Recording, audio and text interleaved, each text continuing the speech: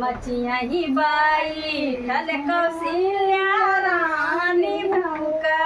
वाला गाँव हो भूका वाला गाँव हो मोरी बहिनी पुलटी पुलटी चुम्मा ले हो ललनवा बड़ा सुंदर हो हरनवा बड़ा सुंदर हो मोरी बहिनी पुलटी पुलटी चुम्मा ले हो ललनवा बड़ा सुंदर हो हरनवा बड़ा सुंदर हो दुआर ले मैन पंडित हो बजाना एक बोल हो बजाना एक बोल हो मोरे कामना कामना फल खाई हो कामना तप खाइलु हो ललनमा बड़ा सुंदर हो हरिलवा बड़ा सुंदर हो मरी रहिया कामना कामना फल खाई हो ललनमा बड़ा सुंदर हो हरिलवा बड़ा सुंदर हो अममत खाई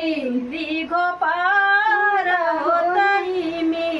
ली फगुनावा होतई में ली फगुनावान हो मोरे पांडे चोली चोली खैले